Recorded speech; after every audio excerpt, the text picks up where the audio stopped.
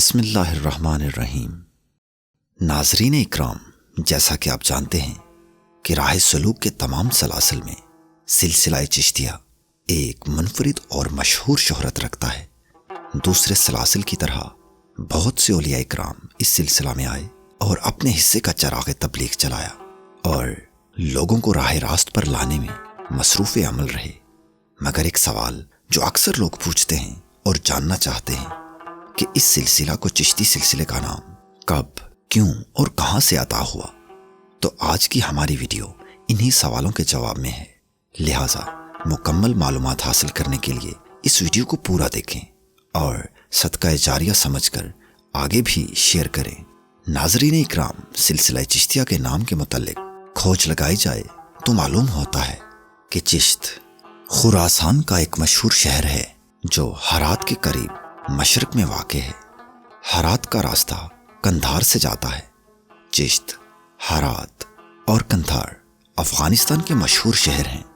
ناظرین، جیسا کہ آپ جانتے ہیں کہ ہندوستان میں اسلام پھیلانے والے چشتی بزرگ سلطان الہند حضرت خواجہ معین الدین چشتی اجمیری رحمۃ اللہ علیہ تھے۔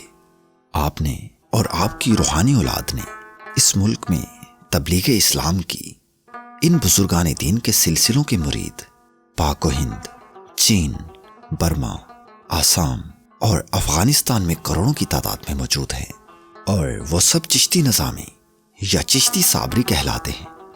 چشتیہ سلسلے کا نام چشتیہ اس وجہ سے ہوا کہ اس خاندان کے ایک عظیم انسان نے اپنے شیخ کے حکم سے چشت کو تبلیغ دین کا منبع اور مرکز بنایا، جن کا نام حضرت خواجہ ابو اسحاق چشتی رحمۃ اللہ علیہ ہے۔ جی ہاں، سب سے پہلے بزرگ جن کے نام کے ساتھ چشتی شروع ہوا وہ حضرت خواجہ ابو اسحاق چشتی شامی رحمۃ اللہ علیہ ہیں، جو شام کے رہنے والے تھے۔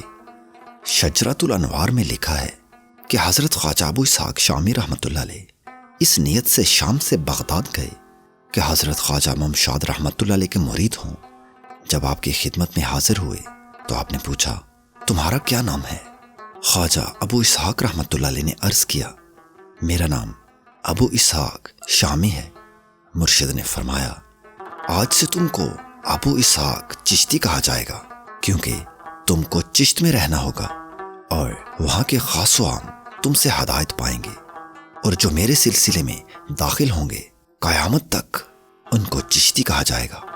اس کے بعد حضرت خواجہ ممشاد الف رحمۃ اللہ علیہ نے حضرت ابو اسحاق رحمۃ اللہ علیہ کو بیعت کیا اور تکمیل سلوک کے لیے کچھ روز اپنے پاس رکھا، پھر خلافت دے کر چشت کو روانہ کر دیا۔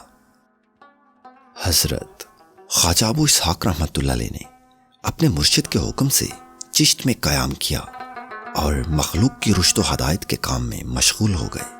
آپ کے بعد آپ کے جانشین حضرت خواجہ ابو احمد ابدال رحمۃ اللہ علیہ چشتی ہوئے۔ ان کے بعد ان کے جانشین حضرت خواجہ ابو محمد چشتی رحمۃ اللہ علیہ ہوئے، اور پھر اسی طرح یہ سلسلہ جاری رہا۔ ان سب بزرگوں نے چشت ہی کو مرکز تبلیغ و اشاعت دین رکھا اور نہایت احسن طریقے سے مخلوق کی اصلاح و ہدایت کا کام سر انجام دیتے رہے۔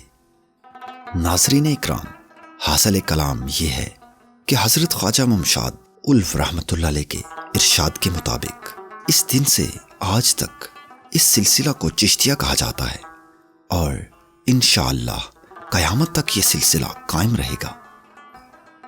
الہی تابود خورشید و ماہی، چراغ چشتیاں را روشنائی،